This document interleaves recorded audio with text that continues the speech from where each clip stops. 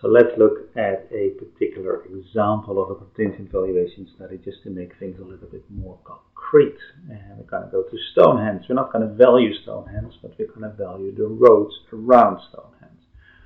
This is the current situation. You have a road that runs here, you have another bigger road that runs here, and a massive car park.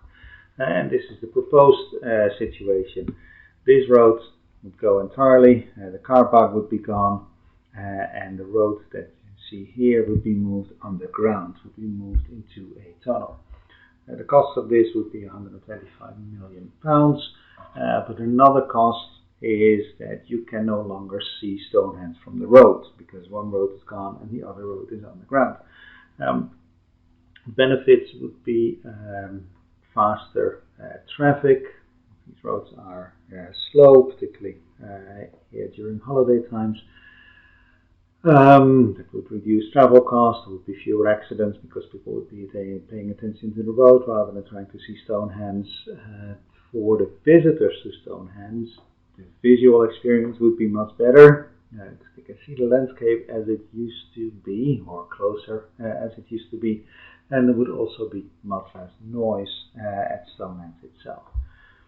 Then the contingent valuation study showed the two pictures that I just showed you. Here they are again, but also described the situation verbally for those who better respond to verbal information. And one thing that is stressed, for instance, is that the current roads prevent visitors from wandering over most of the surrounding National Trust area. This is a particularly pretty site, not just Stonehenge, but around there as well. And then it gives similar information for what it would be like. So that is the information that is given to 300 people who were interviewed on site and 500 people throughout the country. And then they were asked about their willingness to pay, and actually they were given the option to pay for both the status quo and for the proposed change. The good thing about this design is that there is no particular emphasis given to either the current situation or the future or the proposed situation. It's not that one is the status quo, but people are just being asked to value both even-handed. The payment vehicle is a tax, otherwise not specified, over 2 years, and 125 million spread over the UK tax base is of course not a whole lot of money. And the format for this payment is a payment letter.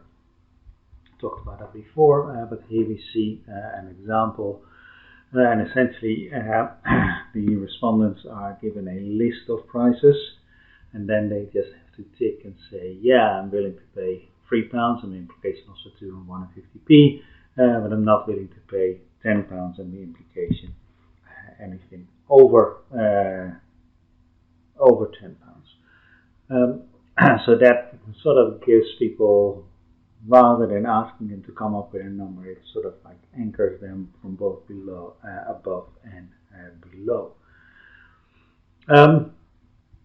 There were follow-up questions where people could argue that they could not afford to pay this, that they particularly like the current situation, that they think the government should be worried about other things, or that they should just be paid for from general funds, or that they do not like an increase in taxes whatsoever for any reason.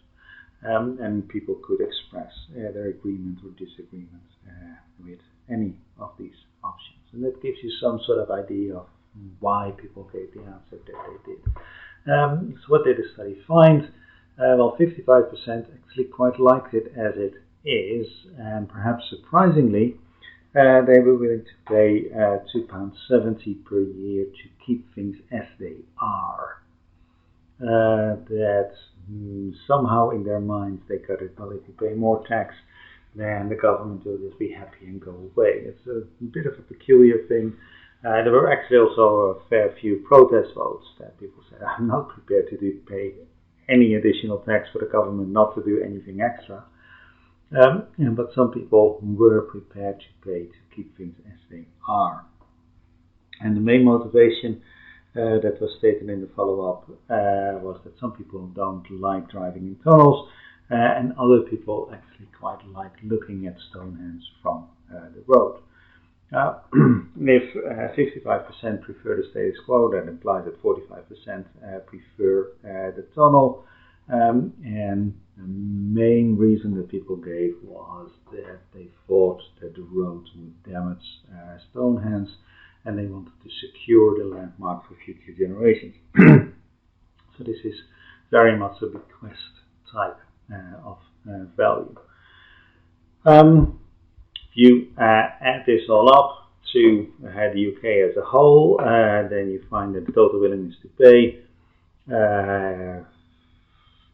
for what you sort of do here is you take the sample and then you scale it up, waiting for the characteristics of the people you interviewed, and then you make sure that you sort of weigh them so that the outcome is representative for the entire population by saying, well, in my sample I have 60% women and 40% men, therefore, whereas the population is more like 51-49, and that means that in your sample you give a lower weight to the women that you interviewed and a higher weight to the men, so that on average you have 51-49.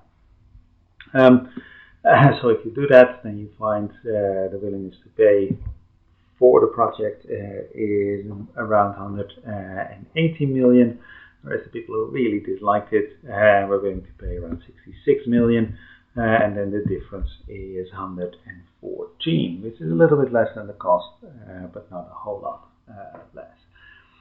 The important thing here is that they asked people in the UK what they thought of Stonehenge.